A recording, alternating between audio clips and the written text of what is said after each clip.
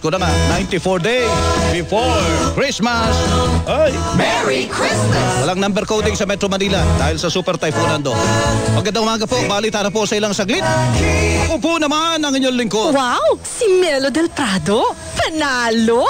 Alas 6:59 na po ng umaga. Radyo na TV palabanan ng fake news. Dapat totoo. Melo del Prado sa Super Radio DZBB.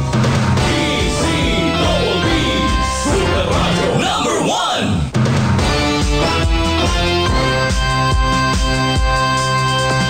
May paninindigan, matatag, maaasahan. DZBB Super Radio 594, Kapusong Pilipino, lahat Super Radio. DZBB Super Radio. Pag tayo'y may sakit, gusto natin gumaling agad. Pero di ba mas maiging gustuhin malayo sa sakit? Ang yakap ng PhilHealth, programa ng gobyerno na nagbibigay ng libreng pagpapakonsulta, pati mga lab test. Kaya payakap sa yakap ng PhilHealth. Yakap ng PhilHealth, nang tayo'y malayo sa sakit. Haggard kakatipid? Try Cream Silk 2 Wash Bag. Nourish your hair with vitamins for just 5 pesos per wash. Based on SRP. Afford araw-arawin ang straight and smooth hair. With Cream Silk 2 Wash Bag. Cream Silk. Use Cream Silk Vitamin Boost Conditioner every day. Ang tubig nyo ba'y pinakukuluan o binibili pa? Para iwas sa diarrhea, cholera, typhoid, dysentery at iba pang waterborne disease, uminom lamang ng malinis na tubig. Para sa malinis na tubig, mag-Aquatabs Water Purification Tablet. Isang tableta para sa 20 liters sa tubig, 7 pesos 50 centavos lang ang SRP. Tumawag sa HealthLink 211 Pharma Incorporated 02-858-46904. Mabibili sa Mercury Drug Stores at the generics pharmacy nationwide. Troclosan sodium is the generic name of Aquatabs. If symptoms persist, consult your doctor. Mare, saan ang punta mo? Bibili ako ng Health Max Care Capsule. Health Max Care Capsule? Yes, Mare! Food supplement ito na may grapeseed, acai berry, acerola, wolfberry, hawthornberry, cranberry, raspberry, bilberry at mangosteen. Alaga ako sa Health Max Care. Yan ang gusto ko. May berries na, may mangosteen pa. Bibili na din ako niyan. Ang Health Max Care Capsule ay mabibili sa Mercury Drugstore nationwide. Para sa katanungan, mag-text o tumawag sa 0922-802-6505 at 8400-5266. Mahalagang paalala, ang Health Max Care ay hindi gamot at hindi dapat gamitin panggamot sa anumang uri ng sakit.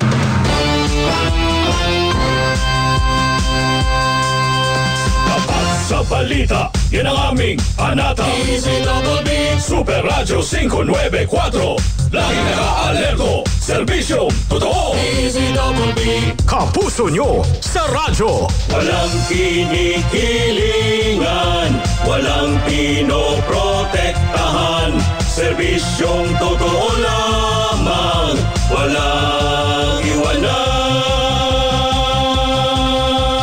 May paninindigan, matatag, maaasahan. DZBB Super Radio 594, Kapusong Pilipino, lahat Super Radio. DZBB Serbisyong totoo. walang kinikilingan, walang pinoprotektahan, serbisyong totoo lamang, walang iwanan. DZBB Super Radio. Standby, Super Balita sa umaga nationwide. Standby! Dito sa GMA, naniniwala kami na ang nagbabalita dapat walang kinikilingan, walang mga interes na pinoprotektahan, walang pinapangalagaan, kundi kapakanan ng sambayanan at katotohanan. Balitang walang bahid, walang labis, walang kulay. Serbisyong totoo lang. Oras, magtatatlong minuto na makalipas ang alas 7. Handog sa inyo ng Super Radio DZBB at lahat ng Super Radio sa Luzon, Visayas at Mindanao. Live ngayong umaga. Ito ang Super Balita sa Umaga Nationwide. Nag-uulat live mula sa Super Radio DZBB. Narito sina Joel Reyes-Abel at Melo del Prado. Lunes po ngayon, ika-22 sa buwan ng Setyembre, taong 2025. Sa ating mga headlines, Signal number 5, nakataas sa ilagang bahagi ng Babuyan Islands, dulot ng Super Typhoon Nando. Klase ho sa paaralan at pasok sa tanggapan ng pamahalaan sa ilang lugar sa bansa kasama po ang Metro Manila, suspendido ngayong araw.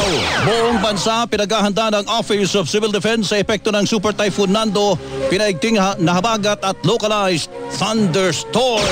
Mahigit sa 100,000 individual nakiisa sa kilos protesta kontra katiwalian sa Luneta sa Maynila. At EDSA People Power Monument at EDSA Shrine sa Quezon City, iba pang pagkilos isinagawa naman sa iba't ibang lugar sa bansa.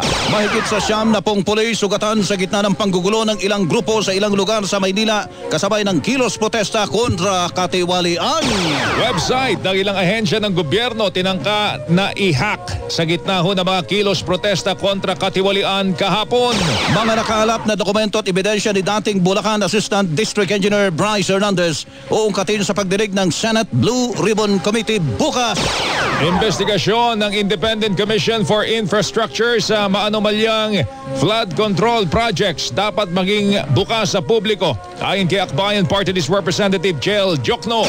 Isang hindi pinangalanang bansa pumayag na tanggapin si dating Pangulo Rodrigo Duterte sa gitna ng nakabinbing hiling na interim release sa International Criminal Court ayon kay Vice President Sara Duterte. At presyo ng mga produktong petrolyo nakaambang tumaas bukas. Super Balita sa Umaga Nationwide. Mga kapuso, i-follow po aming mga social media.